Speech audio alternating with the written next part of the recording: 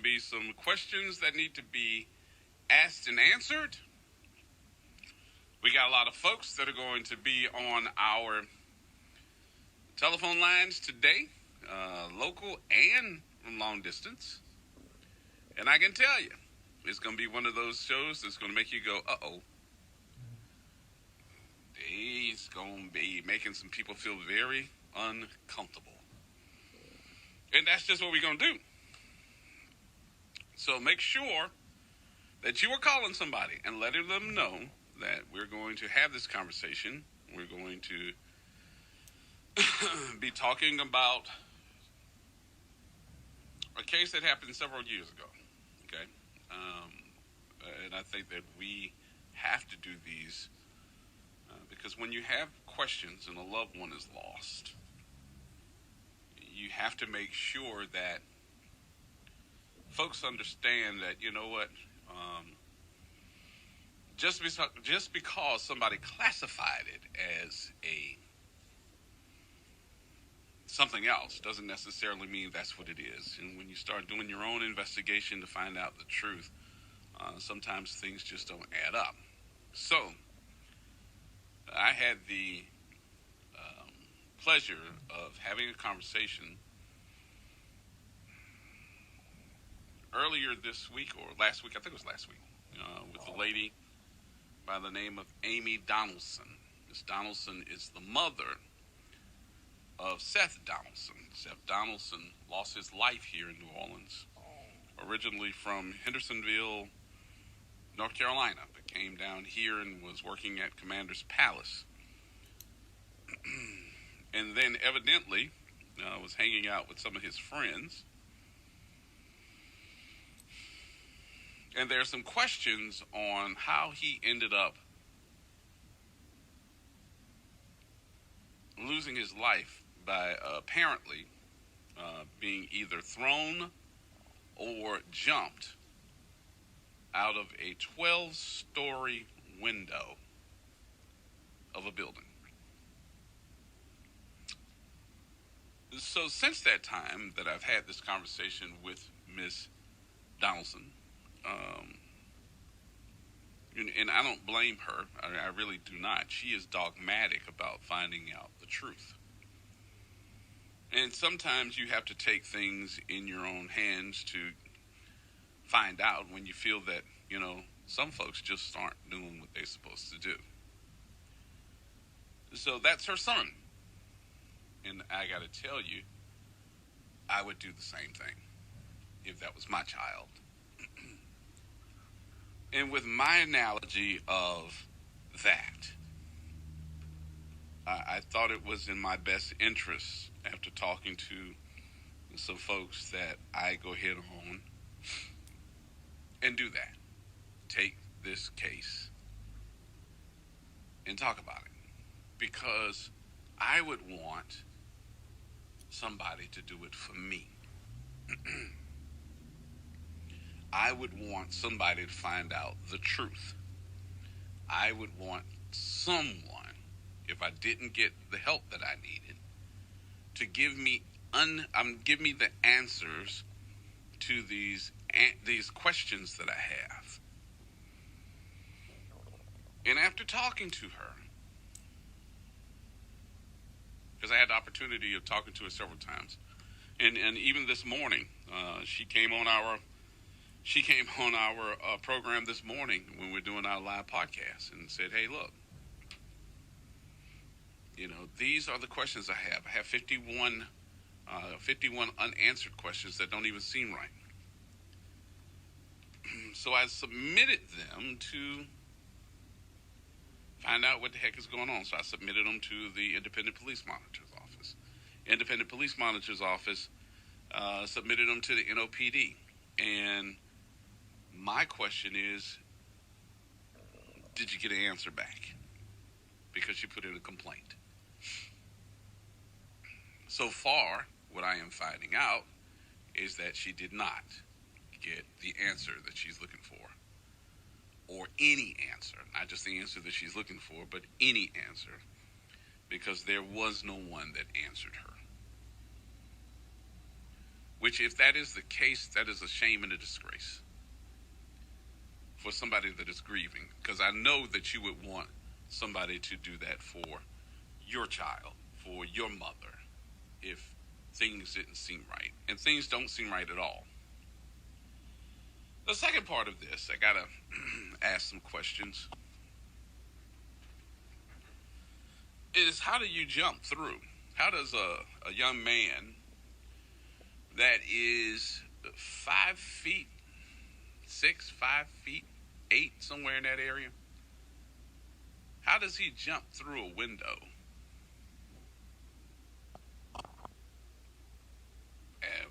I mean, just jump through a window that's 12 stories high?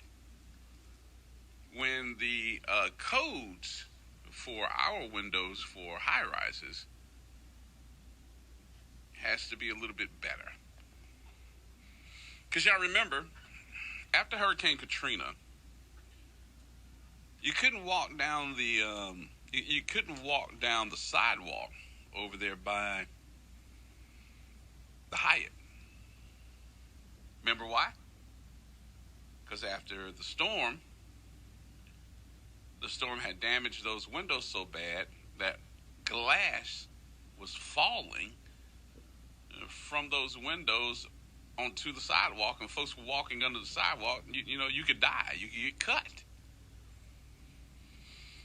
So the code of what we were doing, as far as the type of windows that were placed in high rises, had to change, right?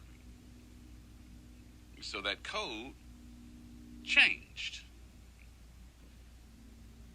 And so I'm still trying to figure out what type of windows would allow somebody to break the glass and just jump out a window. Don't sound right. Or did you raise the window up and jump out the window? Which, we know he didn't, because the windows were broken.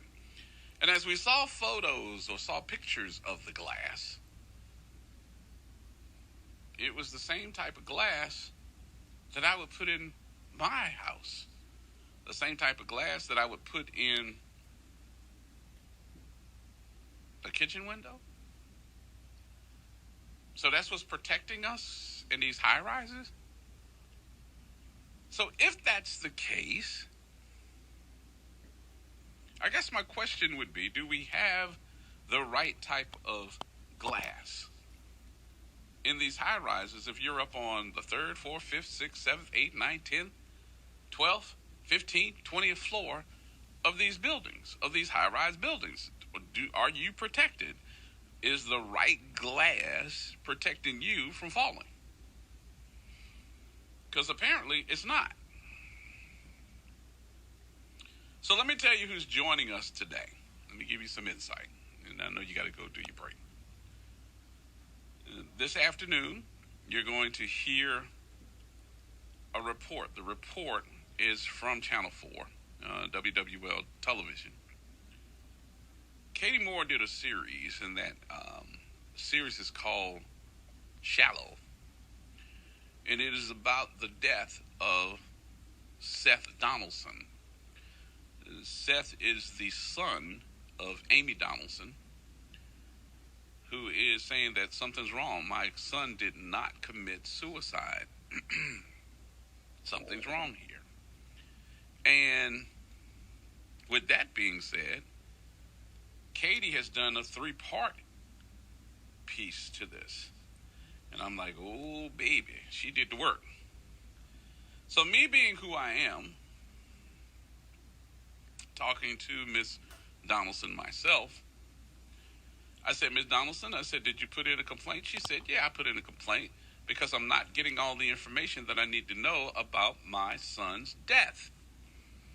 I said, well, who did you put the complaint in to? She said, I put the complaint in to the Independent Police Monitor, and that's it. I said, that's all? Nothing else happened? She said, no, nothing else happened. I put the complaint in. I haven't heard back from them. Nobody has said nothing. I said, okay.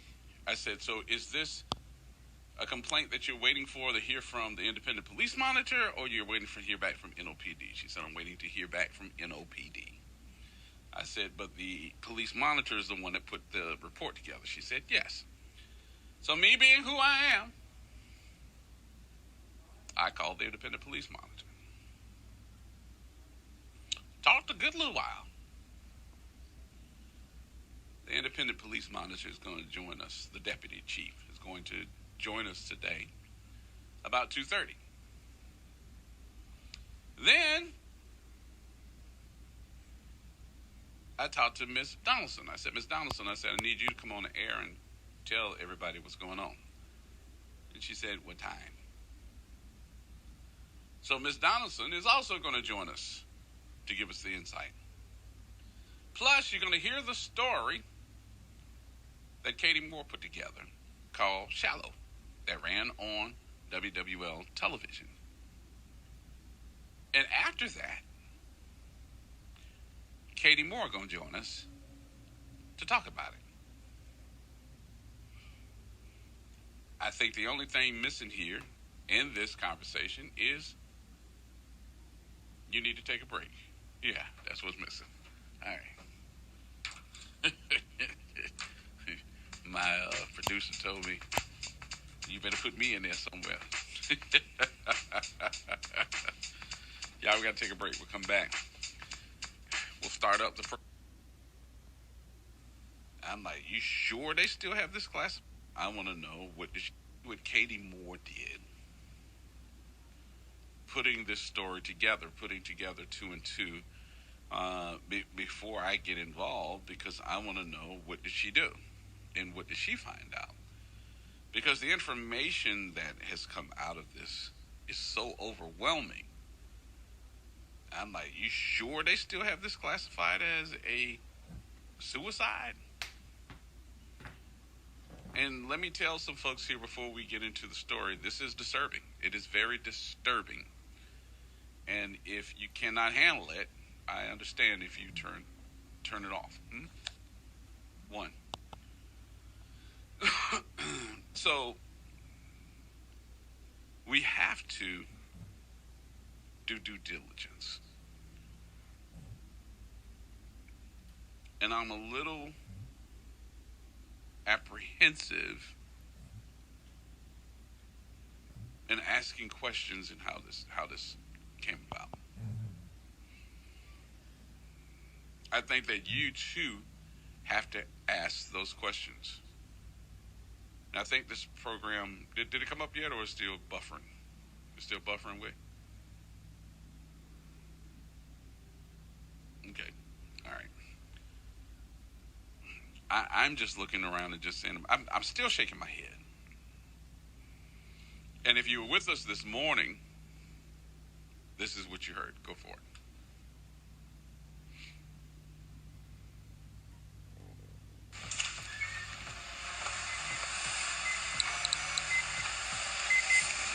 Well, it's a crazy place. You love it or you hate it.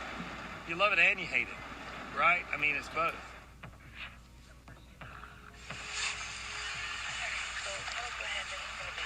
I'm pretty sure that he just stood up off the couch and jumped through the window. He was infectious. Like his mood and his laugh. He was on his hand? The blood was on his hands, yeah. When did you start to get mad? When I started believing that I was not being told the whole story.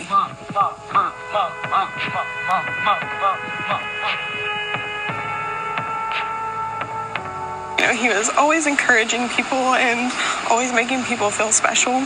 I don't buy suicide. I just don't. Someone's died. Someone's got a bloody nose. Something happened. Yeah, you could kill it now. Oh. No.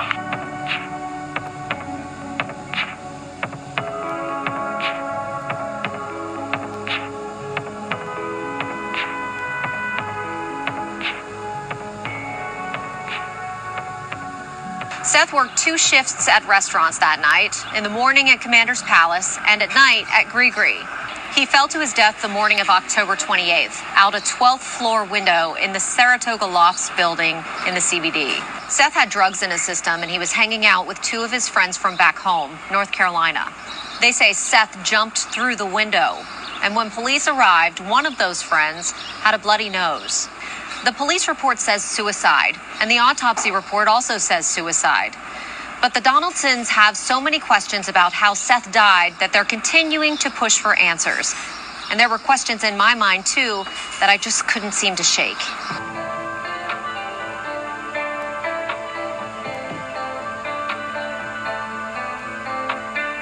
So we came here to Hendersonville, North Carolina, thinking maybe this is the place to start. And we found a lot of answers, but still have a lot of questions.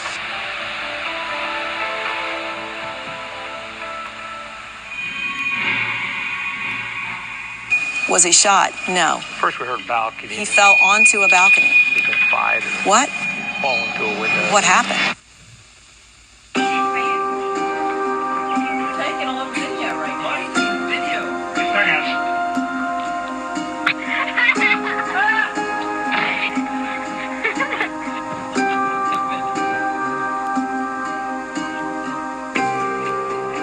The autopsy report says suicide. The police report says suicide. But the Donaldsons and even some of those with ties to the investigation say they're not so sure. What made you guys feel like you needed to investigate this yourself, basically? Because just none of it just didn't make sense. It helps, I guess, to be doing the investigation because I feel like I can do something. I mean, you feel it every single meal. 1.5 cups of water, He's a chef. orange juice, lemon juice. Phone calls, emails, This is social media. lemon, ginger.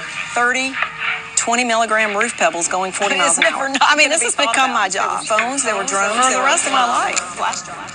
Oh, everywhere I go now and punch windows.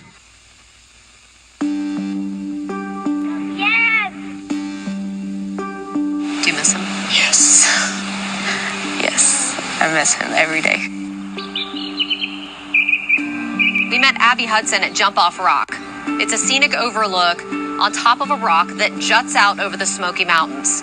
She says she and Seth used to come here a lot to talk about just about everything. He was infectious. Like his mood and his laugh and everything was, but like his perspective on life was infectious. There's just not many people in your life that care for you in the way that Seth cared about people. Michaela Bignino met Seth in culinary school, and their friendship, as platonic as it was, went well beyond food. He just had a very high emotional quotient. He was very empathetic and he could pick up on, what was wrong with people. Seth had a job lined up at a new restaurant. Amy says they talked about it the night before he died at around 10:30.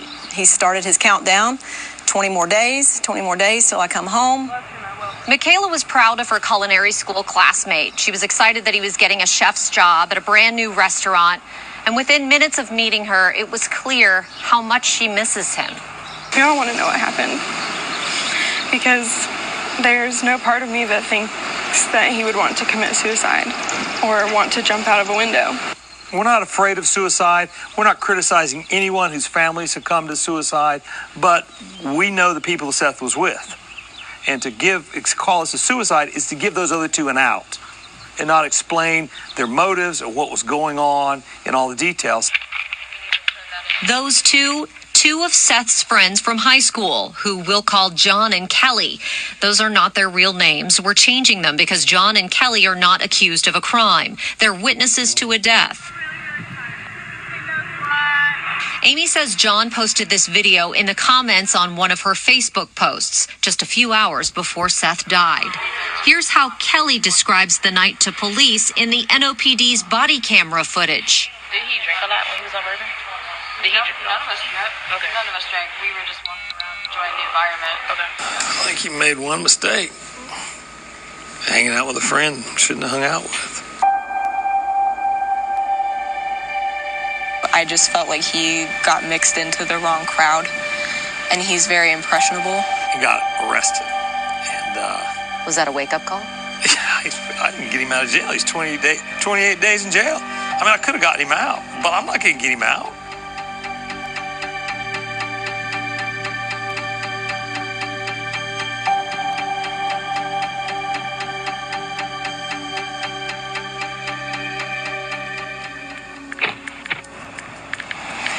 soccer fields that Seth played on is a park over that way.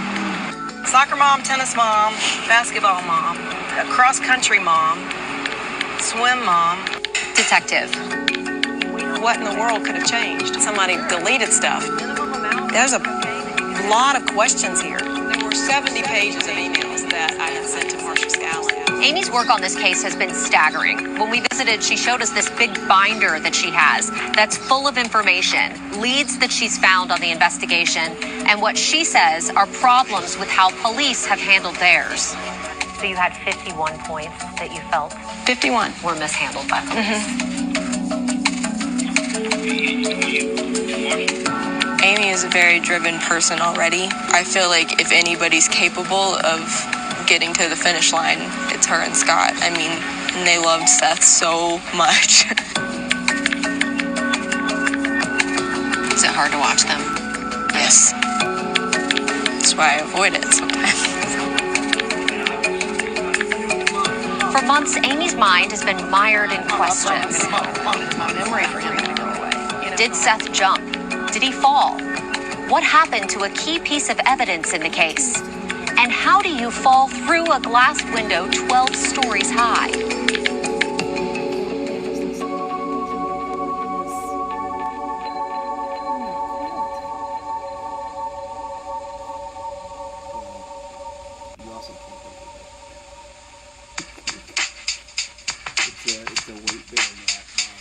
All right, folks. Some questions. Seth Donaldson fell to Some more questions. And some more questions. Coming up, what we'll do is we'll call Miss Amy Donaldson, Seth's mother. She's in Hendersonville, North Carolina, but we're going to call her and see if we can talk to her and find out more about this story. All right. More coming up. Everybody hold tight. If you want to get in on the conversation, 504, I'd love to hear from you too, what you think. 504-582-9422 is my number. 504-582-9422. I want to hear from you too. It's her and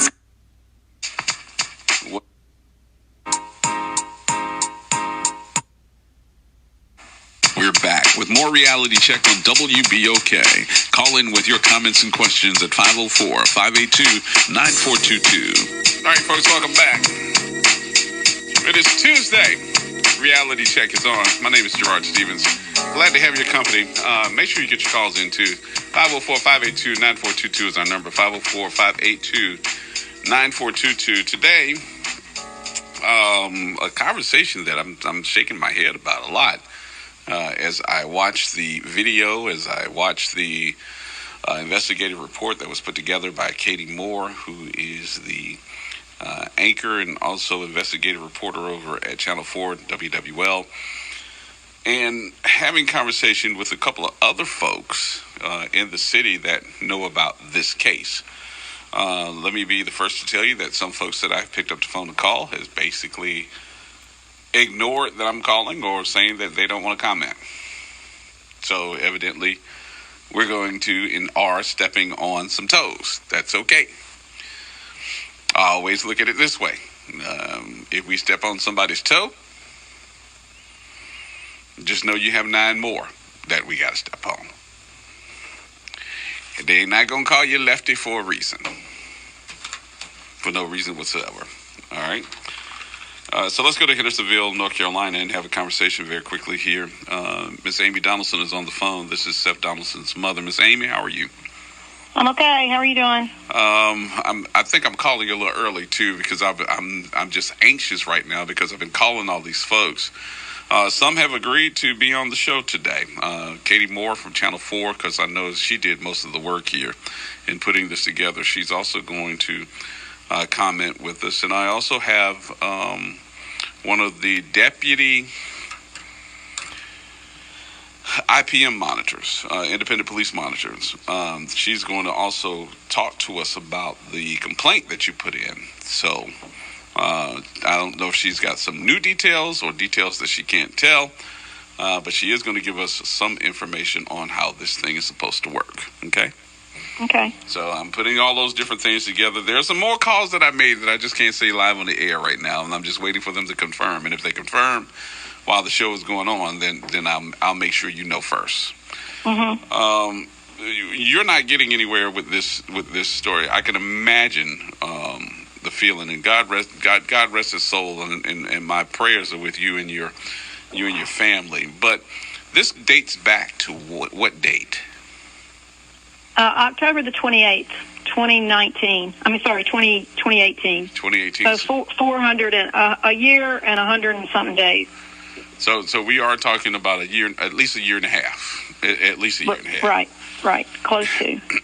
And what about this story made you say, this is not right? This is not my son. You're not telling me that my son was so depressed or something was wrong that he felt like he had to jump out of a 12-story window.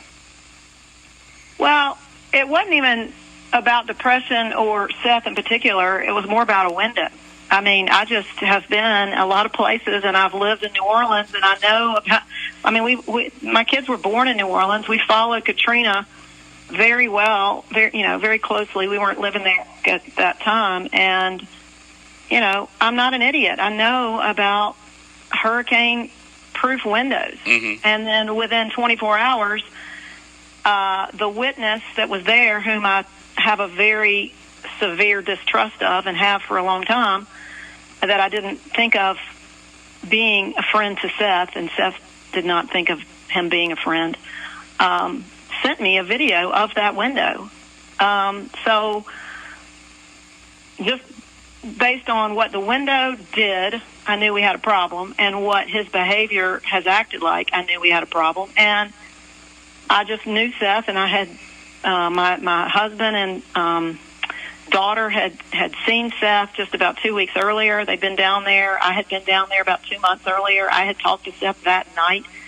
So I knew his state of mind, at least 4 or 5 hours before this took place. So there just were a lot of things that were pretty obviously messed up. Now, Seth is here for school? He was in culinary school. No, he did culinary school here in North Carolina, but he spent 2 summers, the summer before this, and then that summer up until through the end of October when he died, in New Orleans working at Commander's Palace. Mm-hmm. So the first summer was an internship during his first year. He wasn't paid at Commander's, but they loved him enough to ask him to come back and spend some time there before he was going to be a head chef in North Carolina, in eastern North Carolina. He was going to leave just about 20 days from the time, after the time that he died. So this was a countdown that he had going on. He was in a countdown, exactly. Mm-hmm. So he was just waiting for, actually, another hurricane had stopped the renovating process or affected it in eastern North Carolina, where he was going to go work, and it was a really great opportunity for him at a young age. He was excited about, and so everybody in New Orleans there were excited to have him back, and you don't get invited back.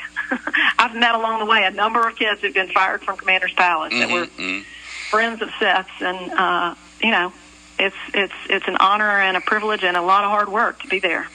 So let's talk about this part about it, and I know we went over this morning, but I want to bring a new audience to you today to get more insight on what has transpired, or what transpired immediately after you get this telephone call saying that your son is deceased. The investigation and the windows. So the investigation itself was not handled by a homicide detective. It was handled by a detective, but he was not classified as a homicide detective. Am I right in saying that? Yes, sir. I mean, we weren't told that in the beginning, but that is true. Now, the body cam footage, in which I viewed in the report that Katie Moore has, is actually police officers' video that's basically showing the head detective saying, look, if you're going to throw up, don't throw up near the body. And I'm thinking to myself, why would she be even able to throw up near the body if she's not the detective on scene? She's just there taking a report then, right? So there's nothing cording off the body? There's no yellow tape? There's nothing? It's just there? Well, you're asking the wrong person. I mean, I'm putting all this together and asking these questions, and have been since day one as myself. Mm-hmm. She was she's just a patrol. A rookie. She's a rookie. Right.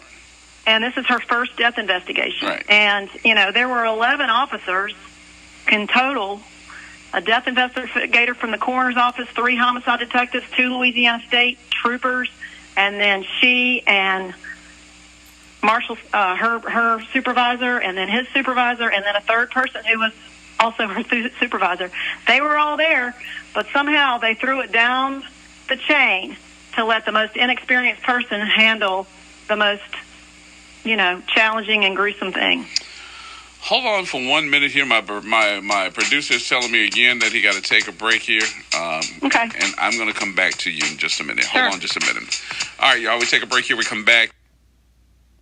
He finally needed to put his foot down, and a letter that we investigation of suicide from the coroner here, because this is making me reasonable answer, but I were not a very good listener, or not a person who's going to back down. I would accept that as a reasonable answer, but I just have a list of very bizarre responses from the NOPD and the coroner's office. Am I wrong in assuming here, because this is making me scratch my head here, the classification of suicide was given by the death investigator from the coroner's office? Or was this NOPD? I don't know. I mean, what I know is that from the classification of suicide was formally announced by the coroner, I believe it was January the 19th. Of course, that was just a few days later after he signed for a certified letter that we wrote, which explained the investigation that we had done into the developer and into the windows and into window code. So I guess he finally needed to put his foot down and say, I'm done with her questions. So it came from him then? It came from the coroner? Well, because and the reason why I'm sorry, I don't want to appear like I'm just questioning you, but I'm trying to get the answer to this because I didn't know that the coroner could put a classification together. Well, everybody's. I don't believe that the coroner can, but he does have a piece of paper that has 5 boxes on it. Okay. One is accidental, natural causes, and unknown, under investigation, or suicide, or homicide. And he chose to put the box that says suicide. All right, let me do my top of the hour here real quick. I'm going to ask you this question because my producer is about to come through the window here. I got more coming up. Everybody hold tight. Amy Donaldson's with us next right here on WBOK. Okay. Have you heard the secret of what no... Companionship. Now let's see him in action. Look how he makes eye contact with this person. That's actually known as Satchmo is to meet one. Visit 4 to 6 p.m. Icing. You're in the scent of spring home so much. For retirement? Yeah. Evan, you're going to be savings. New Orleans is all about community, and for more than 70 years, this station has given voice to the businesses, schools, organizations, and issues that are important in our community. This is Skylar Williams, General Manager of WBOK 1230. I want to make sure... Okay, kids, Dad's going to teach you how... Until the homicide, until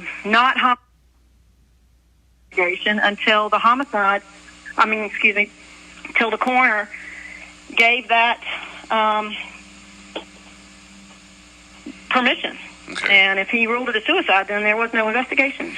Yeah, well, so I just don't understand how you're going to wait, even in a decent day, 3 months to 4 months for a toxicology report and then do an investigation. Mm-hmm. Yeah, because all your evidence is going to be gone. Yeah, well, exactly. So I guess that didn't take anybody to have to go through any type of training for 9 to 10 months to find out that, if you wait this long, that your evidence is going to be gone. So, right. Duh. Right. The other part of this, too, have you had a chance to listen to the 911 tapes? To tell you the truth, I have not. My lawyers tried to provide them to me. I was otherwise going to have to pay $90 for them because there are 3 of them, and I just didn't want to do that.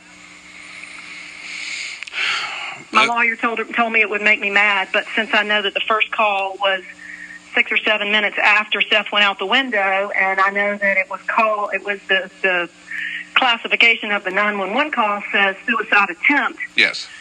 I'm guessing that somebody has, backed up with a different story. So it sounded like to me two different things. First of all, it sounded like to me that whoever this was, if I'm sitting back and going, oh my God, somebody just went out the window, before they even hit the ground, I'm on the phone calling. So why is there a lapse between what happened in 6 minutes? Yeah, well, they went down, I know, and talked to the security guard first, and the security guard made the first call. What? I believe. So they did not call? Well, the management company. So the person that's in the room, I don't want to call their names, did not call? They may have called, but what the police report states is that they went down to the management company, and the management company called. The second part of this that I would say that I have a problem with is the fact that it is being called in as a suicide, and it's being delivered to the police officers who have to respond as a suicide attempt. Yeah, well, people who are guilty do that all the time. Yeah, so somebody, whoever that was, told them. And if it was the management company, why would the management company call the police and tell them that it was a suicide attempt if they didn't see it? Well, I've got my theories, but I also know that the management company called the second shift security officer and said, don't come in now. We have had a bad, situation. Go out and go buy some donuts for everybody and then come in to work. Why? I mean, the management company seems to have been involved very early on. Does this building have a security system on each floor? You would think I don't know. I know that the detectives, by the time I was absolutely positive that we had to do a lot of work ourselves. By that time, so April 15th was when the those who were renting or leasing the building were that was their last. April 15th, they were vacated from the building to be renovated. And I know that at the time this happened, the developer had already started ending contracts with people. They weren't renewing their leases, so they were just kind of letting the leases run out. So there weren't a lot of people in the building, and the building was under new ownership. 3 months before Seth died, it was sold from the developer to the present owner, and they had already filed for their permits to renovate the building. So I don't know the status of the security cameras. So I was told by the detective that they were poor quality, and there wasn't much to learn from them. So this was 3 months before the building was sold? No. The building was sold 3 months before it happened. 3 months before it happened. Okay. All right. So if I'm the developer or the buyer of that building, I want to make sure that my renovations and all the stuff that I'm getting ready to put into this building, there's not going to be a sign that anybody would know that there was a death associated with the building, so that I would have problems leasing these places. Well, you'd think that would be a priority, but there's a big... last week I was there. They've renovated the whole place. It was open January 1st for new renters, and I'll just say that Seth's all over the balcony. They haven't cleaned it up. Even though they got new furniture there, and they've got new carpet inside, they've got new windows. Wait, what? What do you mean he's all over the balcony? Oh, my God. They haven't changed the flooring. What? As of January? As of last week. As of last Thursday when I was there. Okay. Yeah, we need to go drinking. Tell your husband I'm with y'all. Oh, my God. No, we don't think that doesn't help anymore. The two eyewitnesses, where are they? Well, they're not keeping in touch with me. Once I told them I was writing a book and keeping up with everything that they said, they pretty much stopped communicating with me. But the last I knew, after they accused me of stalking in June, I had to meet them at court 3 times from June, July, and August. They were coming up from Atlanta because they had moved to Atlanta. But they're back and forth between here and Atlanta. So the stories that each one of them gave to the police, as I looked and watched that, they weren't gelling, meaning that he said something different and she said something different. And if I understand you correctly, you're telling me that they've given several different stories. They have. But they were there. They were eyewitnesses to this, correct? Mm-hmm. So they're constantly, I mean, I've had to use social media to gather information that the police are not looking for. And that the police have said, you know, keep agitating them because you're getting more information than we are. So I've agitated them, you know, someone that is very threatening and has accused me of stalking because of my agitation. And he just continues to give me more information that has helped me put together what I believe are the facts. Not the facts about why he was able to get around, you know, the police, but the facts of, you know, the physical facts of what took place. So in this story, too, that as I see the body cam footage, I have to go by that. It states that there's some cocaine on one of the drugs. So I'm on the coffee table. I think it says white powder. Right. So this was stated in the report that was given by Katie Moore. So as I am talking to the police and they're taking the statement, did anybody check the ID of any one of these witnesses and run a background check on them beforehand to say, you know, let's make sure you're legit here? Because, you know, if I'm driving my car down the street and I get stopped, the first thing I get is somebody saying your registration, your proof of insurance, and your ID. Give me your ID. Yeah. You know, every question you're going to ask me, I'm probably going to have the same answer, which is I don't know.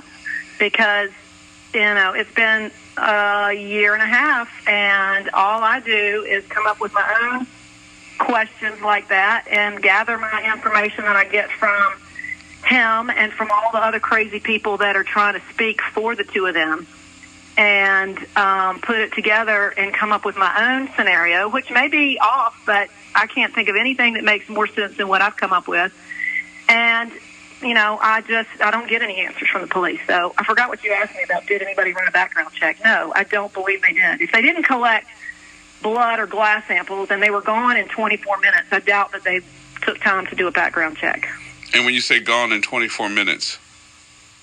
Well, the police report says that they were taken from the Saratoga Loft Apartments to the 8th District office in the French Quarter. I don't know whether it says they arrived there or they were taken there. But anyway, it's 9 o'clock. They entered there, I believe.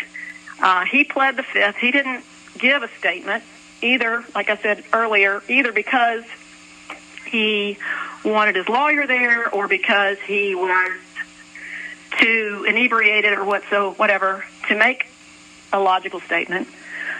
And then, though, somehow with that same rookie that we talked about earlier, she's there taking their statement. You know, they're not writing it down, but she's writing it down. Then what happened? And they're saying, and they're being interviewed together, which is way crazy. And then it says that they were taken back to the apartments, Saratoga Loft Apartments, at 9:24. So, you know, a lot and a little happened in 24 minutes.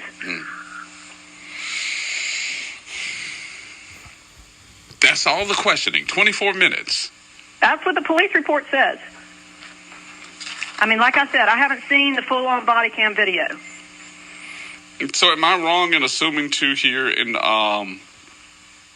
your investigation, they took them back up to the room?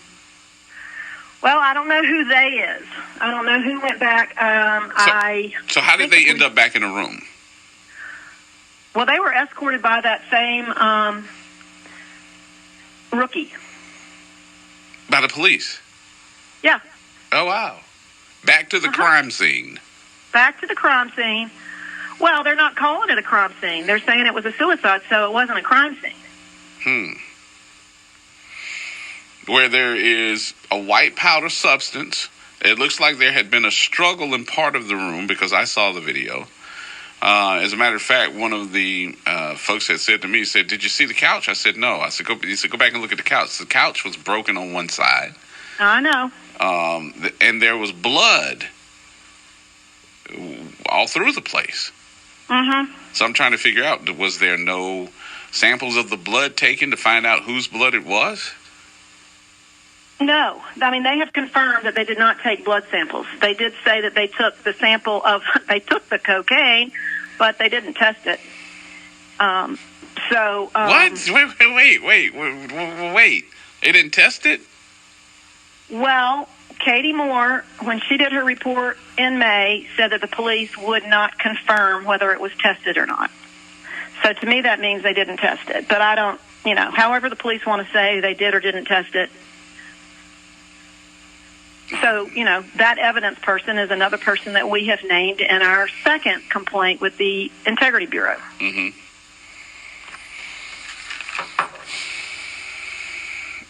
And it sounds like to me, Ms. Donaldson, please forgive me for my ignorance, but it sounds like to me that every question that is being asked here, you're not getting any cooperation. Absolutely. Listen, Katie Moore somehow, bless her heart, didn't get the message that this is not to be reported on. But I have reams and reams of emails. We met on the same day that we met with Scallon and Brian Laparollery in the coroner's office. We met with a reporter, Hannah Kruger, at the Times-Picayune, who had, she didn't write the article, but she was the contact given to us by the writer of a former, 8 months earlier, Cole Whaley, died somewhat similarly at the Doubletree.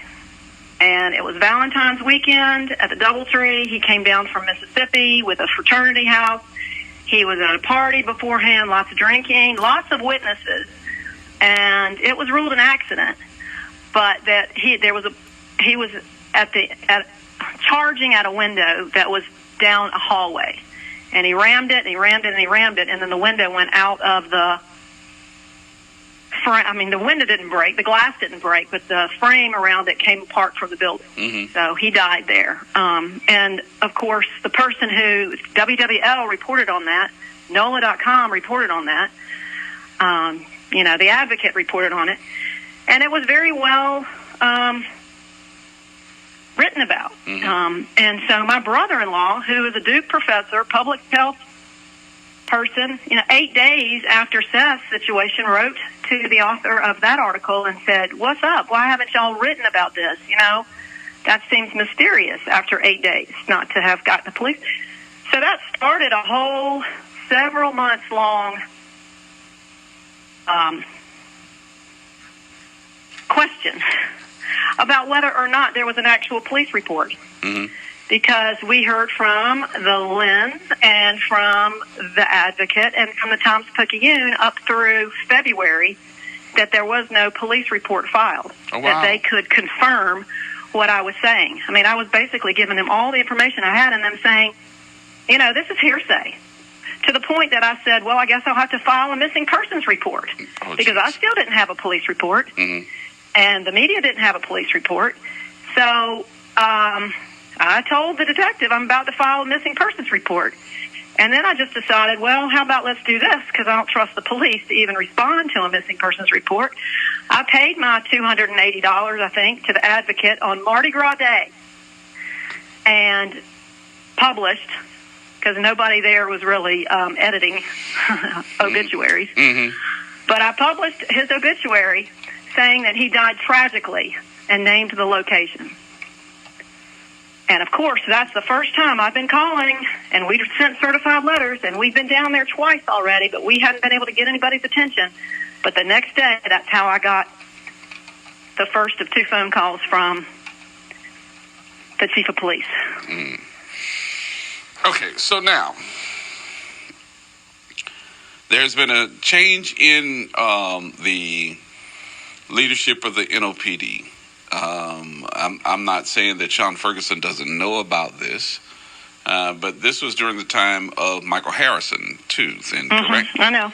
Okay. So, yeah, unfortunately, our certified letter that was signed for by somebody in the police department was signed the day before Michael Harrison announced he was moving to Baltimore. Okay. So somebody did or didn't forward this on to Sean Ferguson, which I'm sure he had plenty of other things to worry about, but he's had lots of opportunity to know about it since. Have you talked to him? Well, he called me on, the day after Mardi Gras last year, April something. Mm-hmm. Told me that was the first he'd heard of it when I did my obituary. He called a few days after that to find out if the new detective was how I felt about the case. And I told him I hate to be such a downer, but what I said was, I don't have any good feelings whatsoever, because that new detective didn't know anything about the case. You would think that something like this, you'd at least open up the file ahead of calling the family. He called my son. He called him my loved one. He said he didn't know anything about the case. But then when I asked why we wouldn't have the opportunity, why a police report wouldn't be filed in such a way that the media could, help us out, he said that sometimes scenes are so graphic and disturbing that they have to protect the witnesses. What? He said, I'm not making this stuff up. He said the reason that they did not file a report was because sometimes when witnesses have seen something this disturbing, their identity needs to be protected.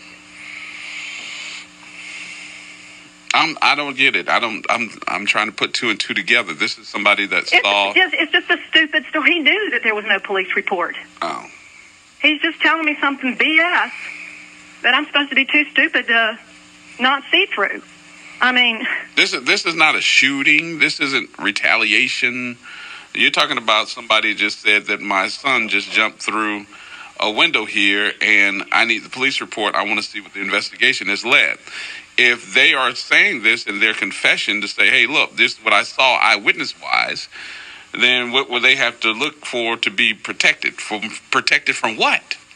I didn't have a long conversation about it. I just kind of laughed and said that makes no sense. I told Sean Ferguson that that's what I had heard from the detective, and so from that reason I had zero trust that there was going to be a real investigation. It sounded to me like he was already aware that we were doing what we needed to do to keep this quiet. But, I could be wrong. And so if I had to ask you this, and this is an assumption, this is your opinion. I don't want to make sure that you say that this is what's going on. Why do you think they're trying to keep this quiet? Or why do you think somebody is trying to keep this quiet? Well, I have about 4 different theories. I'm kind of like the witness in that case, in that way, I guess. One would be that, what I said earlier this morning to you, that, let's go with what we do know. We know the Hard Rock Cafe collapsed. We know that there's a lot of problems with safety and oversight and with developers. Mm-hmm. So there's one reason. Another reason is what a person close to the police department has told me, is that the city, has had of course, they're trying to reduce their homicide rate. And if you have an opportunity to do that in 5 minutes and call something a suicide, there you go. That helps. Mm-hmm. And I do know that during the time that we were working with the reporter from the Times-Picayune, she was, before it was ruled a suicide, they were asking the coroner's office for the reports on unclassified deaths because there seemed to be quite a number of them. And this is a new coroner. He's coming in. He'd only been there 4 months when this took place. And it seems like timing-wise, at least, maybe there was a need to classify a lot of deaths. That's 1, 2, 3. And then, I can't imagine that this 22-year-old from Hendersonville would have a lot of pull that the coroner would want to protect. But that's a possibility. And then the other possibility is where I start to sound like a crazy person, but my husband did run for Congress against a person who is best friends with our president. And we were threatened on TV 8 months before this happened. Oh, wow. So I'll just keep that one quiet. We can talk about that later. Yeah, because, wow. Jeez. Tell you what I'm going to do. I'm going to let you go for a minute and get your breath. I'm going to call you back. Okay. Because I got to do a couple of more interviews here. Sure. I'm going to tell you, if you can, log in so you can hear. I will. Because I am calling the IPM. She's going to be on in about 4 minutes to give us the details. Because what I want to know is when you put in your complaint, which she already confirmed that you did. I think she said 2 of them. When they put them together, they are supposed to be able to give them to the police, and they're supposed to fill them out and do what they're supposed to do. Why you don't have that information yet? So we're going to find out. We're going to find out next. Well, I have the information on one of them. Well, you need them on both. Right. So I'll find out. Find out next. Okay. I think, a lot of people. It's important for you to talk to someone about it, to bring the family in on it. I felt different. It could be Alzheimer's. I'm probably okay to have I just popped some gum in my mouth. Stop and call a cab, a car, or a friend. Community, and for more of WG. Connecting our community for over 7. Call in with your comments and questions at 504-582-9422. All right, folks, welcome back. Reality check is on. It is WBOK, 12:30 a.m. What New Orleans is talking about. My name is Gerard Stevens. Taking time about 2:31 now, as we were listening to Ms. Donaldson from Hendersonville, North Carolina, giving us the details about what she is finding out about this investigation. and I got to tell you, I text one of my friends over at the IPM, Independent Police Monitor's office, and got an answer very quickly. So I got to say, is that Miss Stella on the phone? That's her? That's her on the phone? Okay. Miss Stella? I think you got me instead. It's Katie Moore with WWL. Okay, that's Katie. Katie, I'm sorry. I'm supposed to call you at 3 o'clock. So it's all good. But I'll take you now. How about if I take you now? Okay. Can I take you now? I think that sounds great. So that'll give you more of time to get ready for the afternoon program here. So let me first of all say thank you for participating. Because when I saw your story, I think I sat there with my mouth wide open. The entire, because I think you did 3 series, a 3-part series. It was a 3-part series that we did about the whole story, and then what Amy's been doing to try and investigate it, and all of the questions that surround what happened to Seth. Mm-hmm. If I looked at this and said, "Oh my God, what in the world did Katie go through and try putting this together?" Because I could expect how many folks went and said, "I don't want to be a part of this. I don't want you to say this, da da da." But your report was very thorough. Now I got to ask you about the panes, the window panes. Sure. Your guy that you had as the professional that showed how these glasses would shallow. Just boom, breaking apart. I think he hit one. It didn't break as far as the plate is concerned. But if he hit it from the corner, it would just break in all different types of pieces. Yeah. What did you find out as far as what is in these glasses in these high rises? Well, that I think is one of the biggest takeaways from the whole series, and I think a lot of people don't realize that whenever they're staying in older buildings, that windows don't necessarily have to be up to modern code. So what we found with the Saratoga Loft building was that the windows appear to be single-pane windows that break pretty, I don't want to say easily, but they break pretty easily compared to a tempered glass window, which is what you saw when you saw the gentleman break the glass by hitting the corner of it. That's called tempered glass, and it's created under pressure so that the glass doesn't shatter in those big shards like single-pane windows do. So there are many, many different kinds of glass that you can have in different windows, whether that be car windows or building windows or even just glass that's used, say, on your cell phone. I mean, lots of different types of glass. What is typically used in windows that are building windows these days is glass that has multiple layers to it so that it's thicker and then it's more difficult to break and that it doesn't shatter in the way that we saw those windows shatter whenever Seth went through them. So the most dangerous kind of windows are the ones that are single pane windows that shatter in those big shards that are really sharp. I don't know if you've ever accidentally cut your hand on a piece of glass that's broken. Absolutely. Yeah. Those are the kind of windows that are the most dangerous because, they can cut you so easily. And not only that, but obviously you can go through them. But I would think that they wouldn't be able to put those types of windows in a responsible person wouldn't put those types of windows in a high-rise building, and especially after Katrina, because I thought that we were supposed to be under code, which is hurricane-proof windows that would be under some type of pressure to say, hey, we can withstand 140 mile-an-hour winds. I thought that was code. Yeah, you would think so. And there were some changes made to our state codes after Katrina, but one of the things that was done was we adopted the International Building Code, and that's a good thing. It requires, certain things for construction of any type of building anywhere in the state. And what we learned through our investigation is that these historic buildings that are historic renovations get an exception for the windows and for things that are in the building when it's a historic building. So it's a tiny little part of the International Building Code that says that they can get exempted. And in this case, they were exempted. Now, I think what's significant about Amy's situation is that, shortly after Seth's death, when they submitted plans, the Royal Sonesta, which is the company that bought the building, when they submitted plans to renovate the building and turn it into a timeshare property, they redid all the windows. So what does that tell you? Wow. So they knew, well, they found out. Well, I'm not going to say they knew, but they found out very quickly that something was wrong there. Right.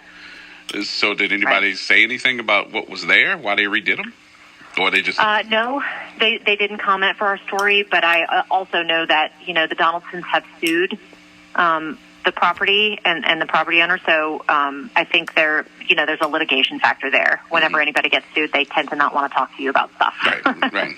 I asked Miss Donaldson, I said, Miss Amy, I said, one of the things, too, that bothers me about this is the classification of Seth's death.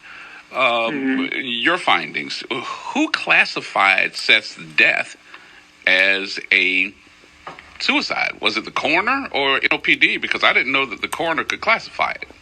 Sure. The way that the process works, and I think a lot of people don't really realize this, is that the coroner actually makes the classification, and then the NOPD determines whether or not any laws were broken in how that person died. So the coroner says it's either a suicide or a homicide, which means that somebody died at the hands of another person. It's up to the NOPD to decide whether or not it's a murder and whether or not somebody intentionally killed that other person. So in this particular case, Orleans Parish Coroner Dwight McKenna determined that Seth committed suicide. And so that's what his classification has remained. And I know that the Donaldsons have been frustrated in their dealings with the coroner and with how this whole thing has been handled. Now, it is not against the law, if I'm not mistaken, for the coroner to come back and change his findings, correct? Correct, but they don't like to do it for a lot of reasons. But it's extremely difficult to get a coroner to go back on their initial findings, whether that's pride or whether that's common practice or whatever it is. It's really hard to do. And in this case, the Donaldsons haven't had much luck. Right. And the investigator that was there investigating right after the scene was set forth was not a homicide detective. So there were homicide detectives at the scene. There were a number of different police officers who were there. The first people at the scene were the Louisiana State Police, because they, of course, as we know, help in the French Quarter to, boost the NOPD's manpower. And so it was Voodoo Fest weekend when this happened. And so the Louisiana State Police were the first ones there. Then the NOPD district detectives arrived. They apparently are the first ones to investigate when anything major happens in the 8th district. And then homicide was called in. So you did have homicide detectives at the scene, but they were kind of the third wave of law enforcement that got there to investigate. One of the things, too, that Ms. Donaldson said was there were 2 or 3 homicide detectives on the scene, but they were called to another scene because rapper Young Greatness had been killed. Yeah, I'm not positive on the timing of all that. I haven't really looked into that. Okay. But Amy does do her homework, so. Yeah, I would say she's pretty thorough. She's pretty thorough. And one of the things, too, that made me go, why didn't they investigate this, is because they had a white powdery substance on the coffee table. One of the witnesses had a bloody nose. The stories between the 2 witnesses are not gelling. I'm sorry. I've never gone to any type of school for any type of investigation like this, but I'm saying to myself, doesn't that kind of make you say some foul play is there? Right, and I think that's why Amy has filed multiple complaints with the New Orleans Police Department's Public Integrity Bureau. I believe that they closed the first complaint that she filed without finding any wrongdoing on the part of the officers, but Amy has filed subsequent complaints against a number of police officers, even all the way up, I believe, to the superintendent of police, for the failure to fully investigate. At least that's her opinion, that they failed to fully investigate this. And I think that there are some valid questions there, and I think that's why, we did a report on it. Yeah, we spent so much time looking into it. Even background checks on the 2 witnesses. None. No background checks. Because I'm like, if we get pulled over today in our car, the first thing that comes out of the officer's mouth is, I need proof of registration. I need your license. I need your license. Let me run a background check on you to see if anything's wrong. If you got any warrants, anything is wrong with you. So if I'm doing a background investigation on somebody, at least it'll give me some type of information on who I'm looking at, who I'm dealing with, and no checking his car. So, yeah, it doesn't appear that they checked his car, and it doesn't. I don't know what police did or did not do in terms of looking into the backgrounds of the suspects who were there. Suspects/witnesses. I guess they're witnesses at this point because it's not anything other than a suicide, according to current investigations. But I don't know what police did and what they did not do. It was an open investigation whenever we did those stories last year. So it was pretty difficult to get information about what was done and what wasn't done. And that's why Amy said I couldn't find out if they tested any of the drugs, the alleged drugs that were at the scene. But we do know, obviously, that Seth had some drugs in his system when this happened. And so that would make you think that those things would be tested. But then again, I'm not positive on what police did and didn't do because it was an open investigation and I wasn't getting a whole lot of answers about that. I got to let you go. You have done an excellent job with this. I really appreciate you for being a part of letting me use because you did the work.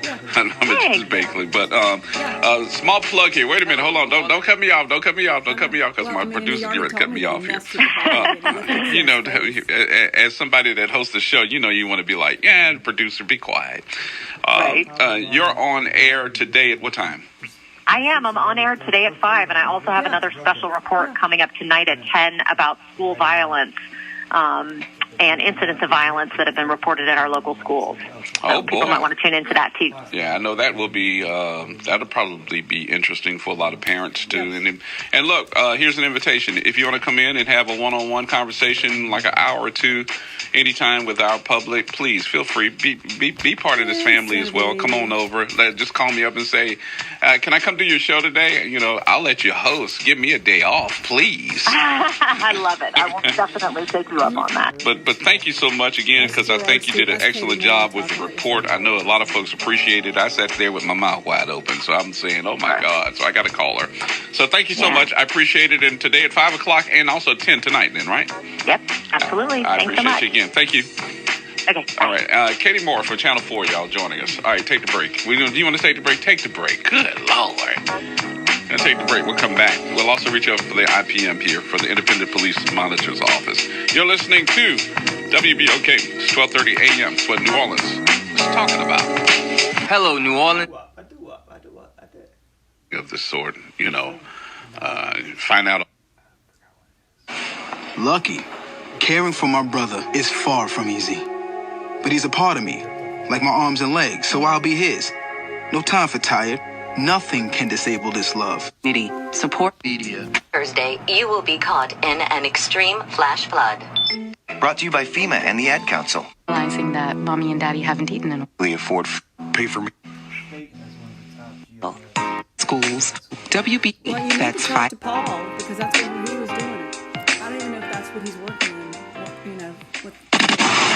What New Orleans is talking about. WBOK, 12:30 a.m. We're back with more reality check on WBOK. Call in with your comments and questions at 504-582-9422. All right, 504-582-9422 is the number to get in contact with me, Gerard Stevens, with you. Woo, what a day. And this is just Tuesday. It is just Tuesday. I want to thank Katie Moore from Channel 4 for being on with us and giving us permission. And I do have to say thank you, because she did the work in letting us use her story as we learn more about the Seth Donaldson death. I don't want to call it suicide, because there are too many questions there.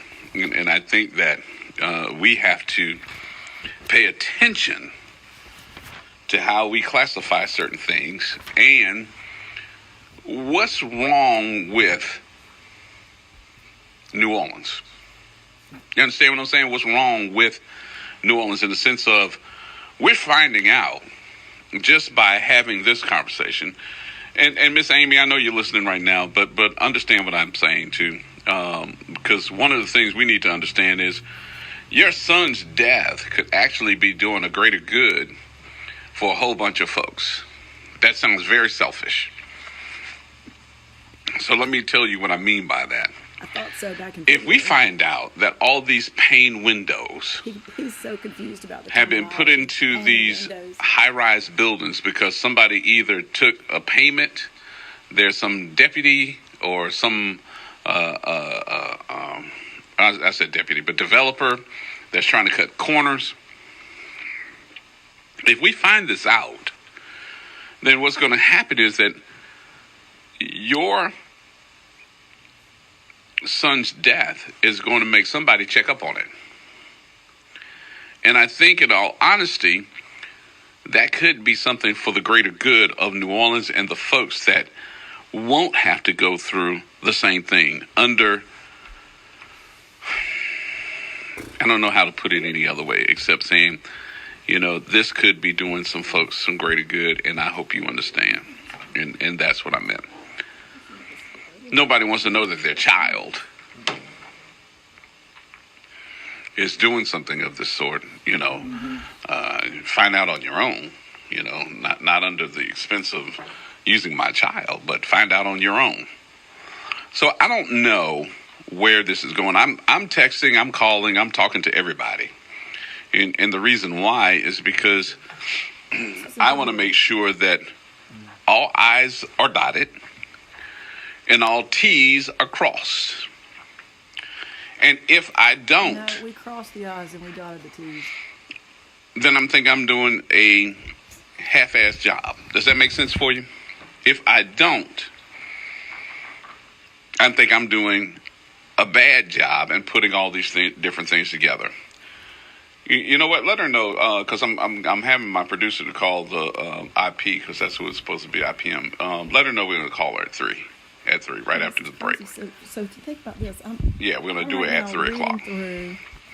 Because the independent police monitor is also going to join us.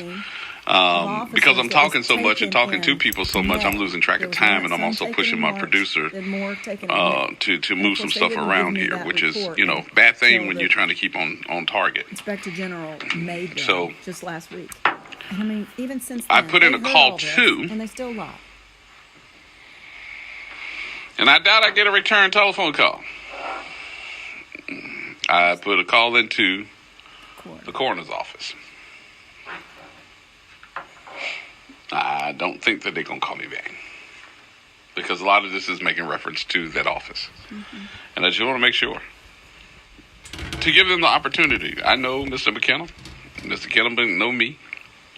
You don't try to make Mr. McKenna mad, because Mr. McKenna will cut you out.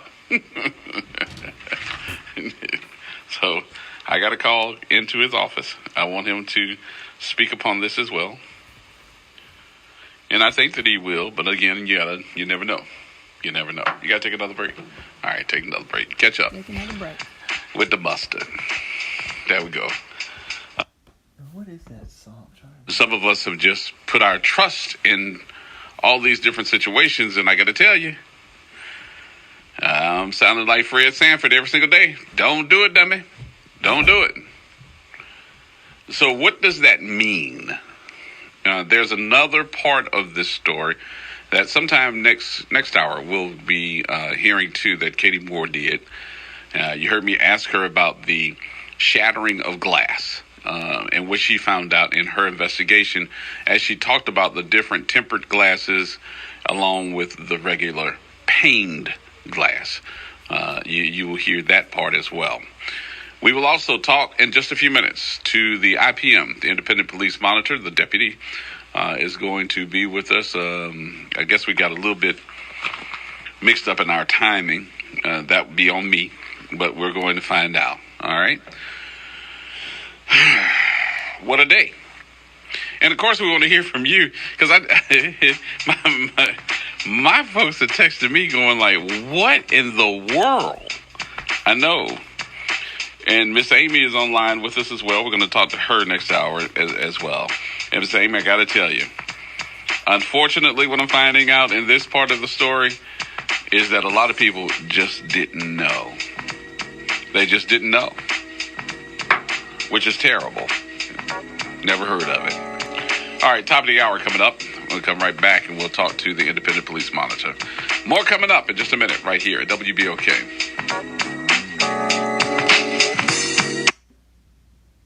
Tape around it and a couple other things, because I killed it.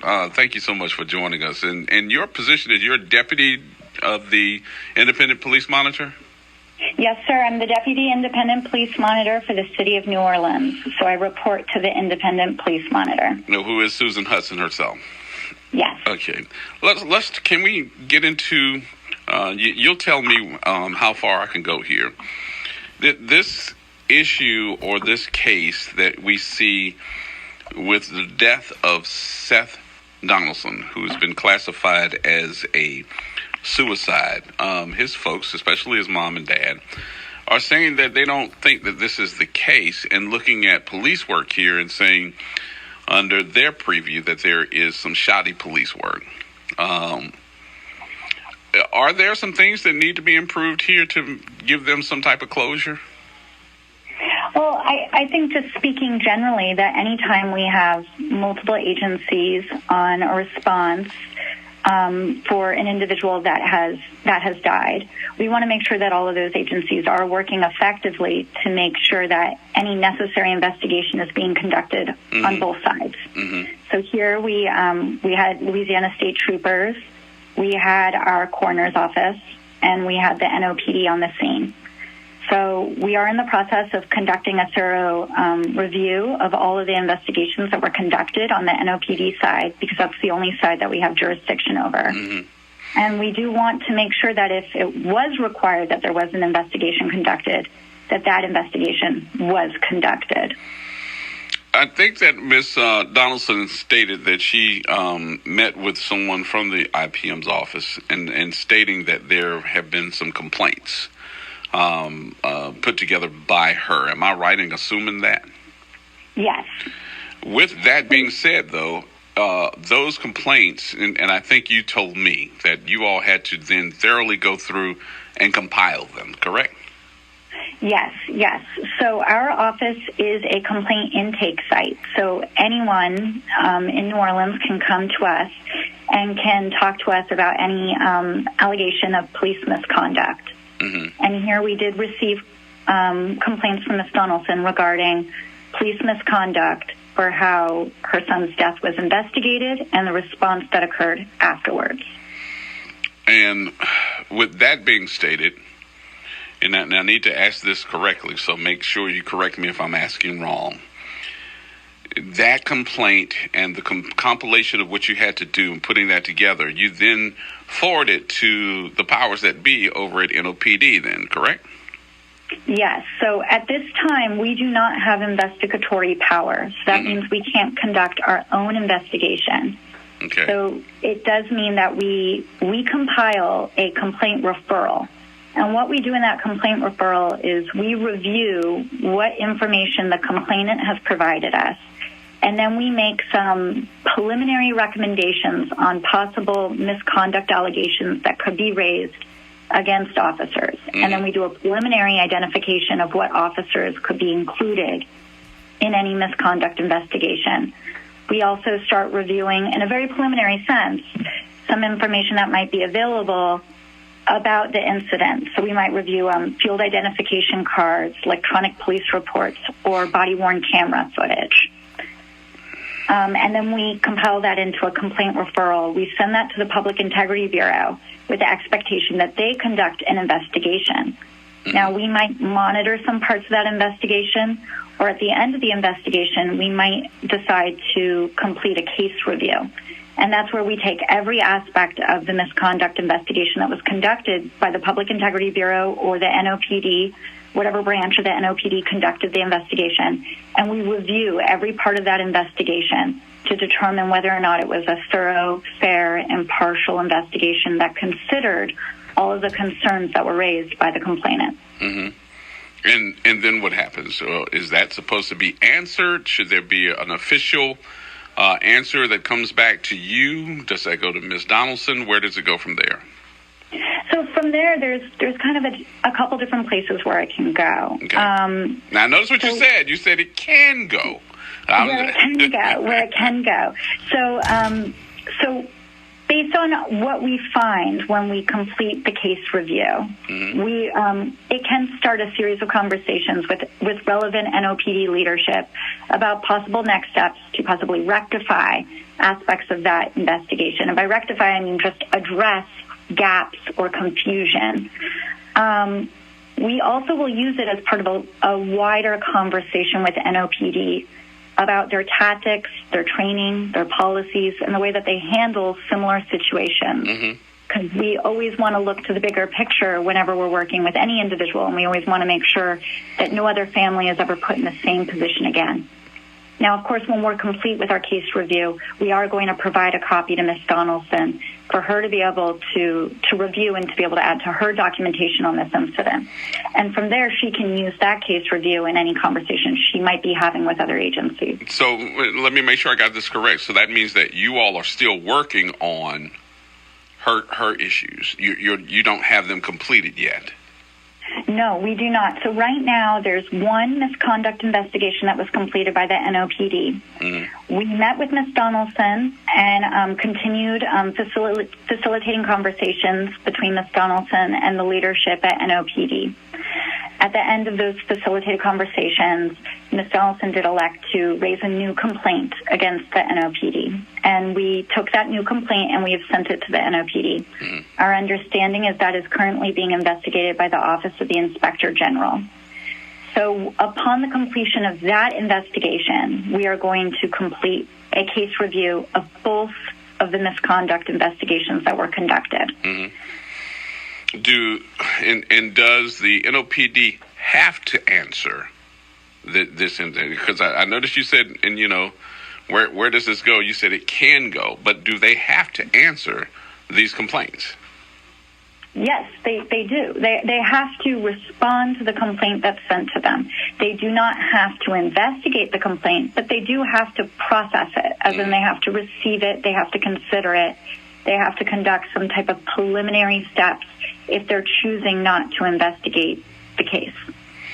And by case, I mean the complaint. Yeah, so how did you answer the complaint if you don't investigate it, though? Well, that would be if, say, for example, we sent over a complaint and the NOPD determined that wasn't actually an officer that was involved in the incident. Mm-hmm. Or say they determined that the behavior that was being alleged isn't actually a violation of NOPD policy. Then they might determine that is a matter that doesn't require further investigation, in which case they would close it out with no further investigation merited.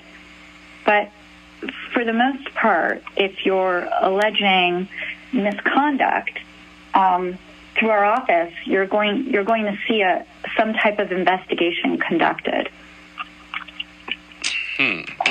So where are we with this together? Because I know you're saying you met with her last week, but where are you? That right now you're saying that the complaint that she put in, the next complaint that she put in, you're still doing the preliminary research on it. You're investigating it yourself. What's going on? So right now, the complaint that was submitted to us by Ms. Donaldson has been submitted to the NOPD. Mm-hmm. And our understanding is the NOPD has elected to use a memorandum of understanding, an MOU, to have the investigation conducted by the Office of the Inspector General. Okay. Our understanding is that investigation is now pending under the jurisdiction of the Office of the Inspector General. We do not have jurisdiction over the Office of the Inspector General.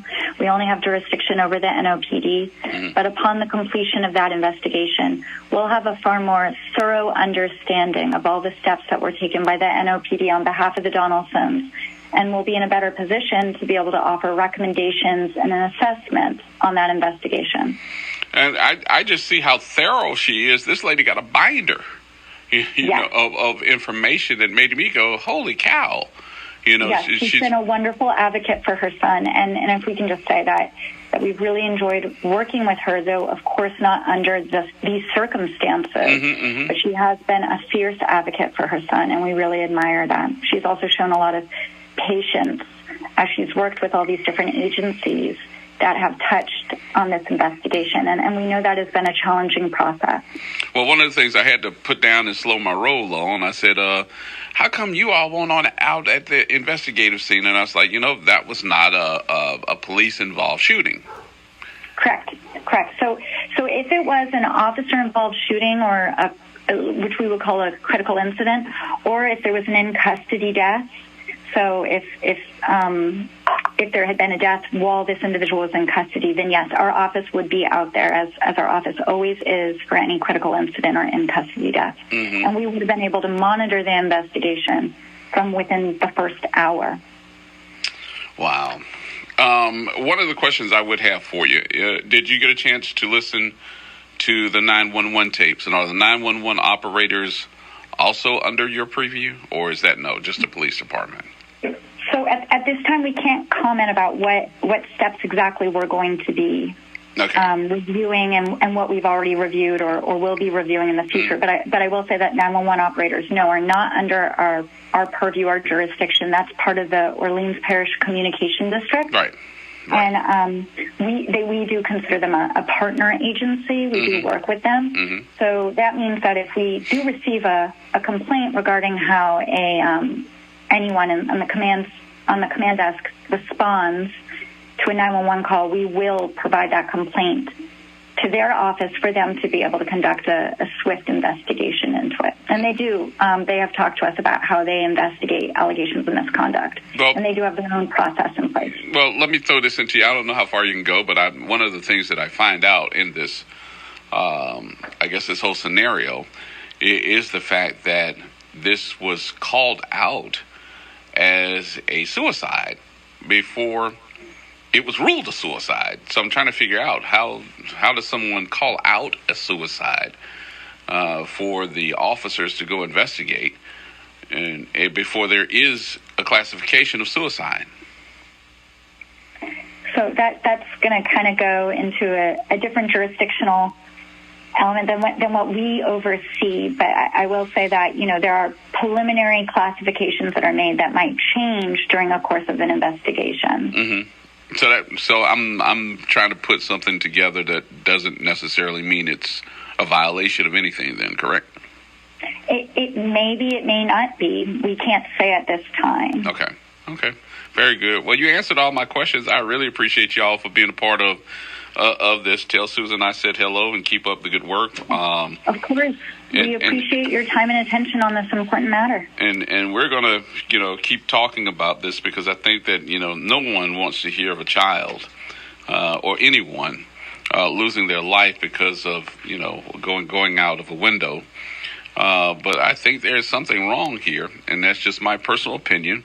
I'm not asking you to comment on that part, but I will say that if we have some more questions or we bring this up again, I'd appreciate it if you or Ms. Hudson would join us and come in studio or whatever and be a part of the conversation, because you all are very much welcome to be here all the time.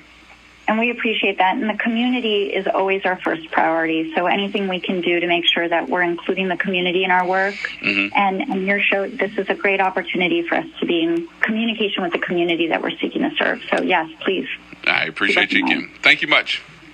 Thank you. All right. Have a good day. Bye-bye.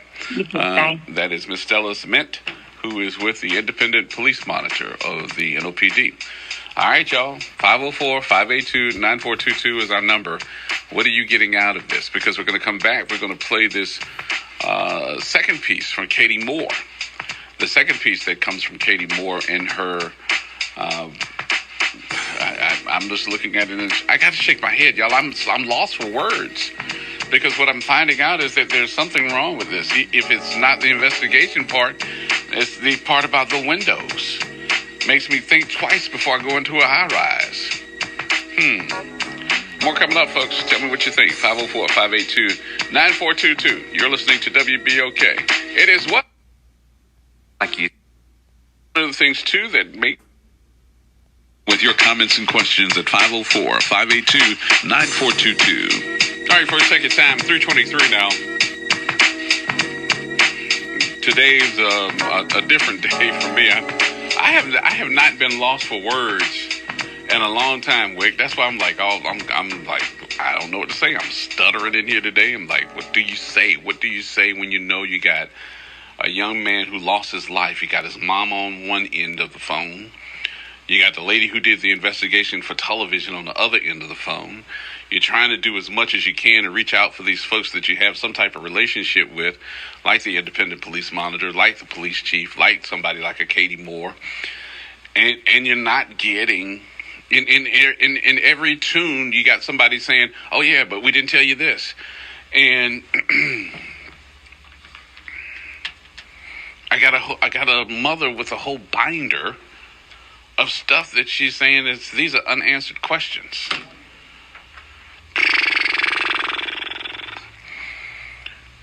And one of the things, too, that make me go, we really need to be paying attention to this, too, because the next time you go into a high-rise building, you might want to think twice before you lean on that window, before you're sitting around that window thinking that it's safe and you're not going to go out it. And what's happening with our high-rise buildings. This is part 2 of Shattered, which was featured by Katie Moore, Channel 4. And this is something that she found out, too, about tempered glass, plate glass, and all the different classifications of glass that we are going through and that we have in our buildings. Seth Donaldson fell to his death through a 12th floor window last October in the CBD. The Orleans Parish coroner called it a suicide, but New Orleans police are taking another look at the case. One of the central questions clouding his death is how. How could the window break like that? The quest to find the answer to that question raises another. How safe are the windows in high-rise buildings? How easily are they shattered?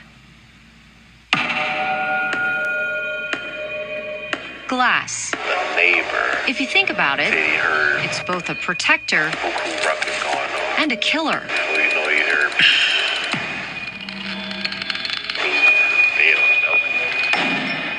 He had so much going for it. He was infectious. In an instant, At least give us justice. it can flip from your best friend We're gonna fight. to a scorned lover. As a possible homicide. I honestly didn't even know glass in a skyscraper was allowed to break that easily. It still doesn't make sense. Seth will ultimately be cremated and his ashes spread. And I plan on placing him with a marker at my office in the back, in the garden. And on a warm day, you'll find me there, having lunch with my son.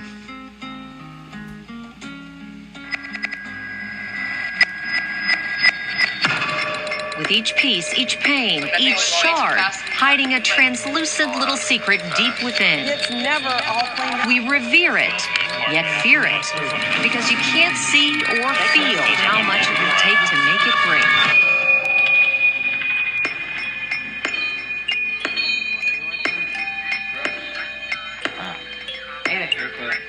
You need to? Yeah. Why? Because short is... I think short looks better. You think short looks better or long looks better?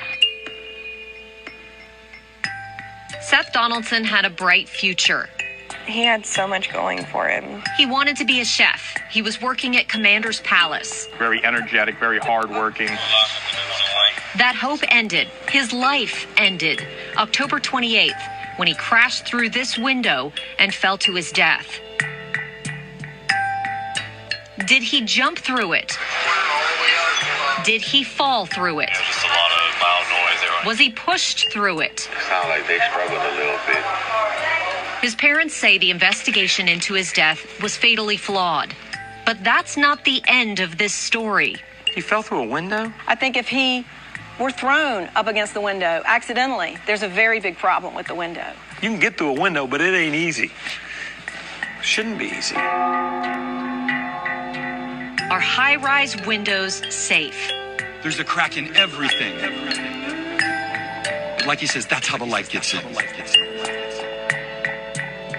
The story of that window begins back in time, 6 decades back in time, in 1953 as an office building. But architect Marcel Wisnia converted it to apartments in 2011. Wisnia once estimated to the state that Saratoga would cost $31.5 million to convert it to apartments. But there's nothing in city records to indicate that he changed out the building's original 1950s windows. He's actually beating on this. I went to a window expert to find out what 1950s windows might be. So, Ronnie, how long have you been working in the glass business? About 45 years. 45 years. So you know a little bit about glass. A little bit. He has supervised window installation for projects as small as a door, as big as a high-rise hotel. If I learned anything from talking with him, it's that windows and the glass inside them are not created equal. Neo laminate 916-030-0.015. I showed him this video taken of the window Seth Donaldson smashed through when he fell to his death out of Unit 1201 at the Saratoga Lofts. Like razor-sharp teeth, big shards of glass remained tucked in the window frame. It almost absolutely had to be annealed, non-heat treated glass. I can't see how he could go through it otherwise. Annealed glass, what we commonly call plate glass. Depending on the thickness of it, it's the easiest to break. And one of the only ways to spot it is after it breaks. It shatters into big chunks that can cut like a knife. It broke like annealed glass, and as old as that building is, I would be really surprised if they had heat-strengthened glass in there. Although, if it would have been heat-strengthened, it's very possible he wouldn't have gone through it because it's much stronger. And he probably not much chance at all he would have gone through it if it was tempered. Each type of glass breaks differently. Take tempered glass, for example. A hit head-on with a hammer does nothing. But tempered glass does have weak points along the edges. Hit one of those,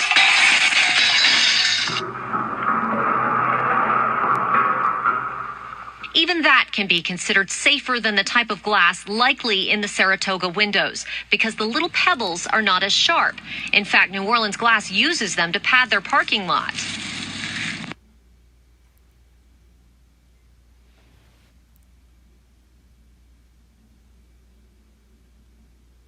The show today.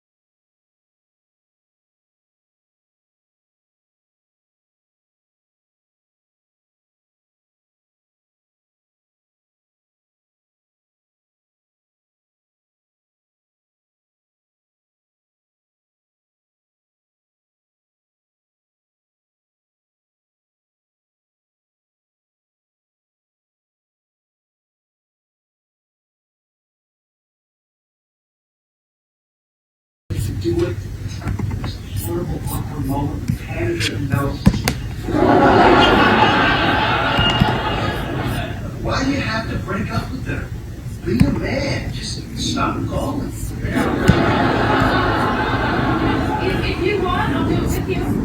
Oh, thanks, but I think she'll talk with Jenny. No, I mean, you break up with Janice, and I'll break up with Tommy. Oh, you break up with Tommy? Yeah, I know, he's sweet, but it's just not fun anymore. You know, I don't know if it's me or it's hunger strike. Does anybody want anything else? Oh, yeah, let's do wonderful. Let me eat chocolate to the tiki pie thing.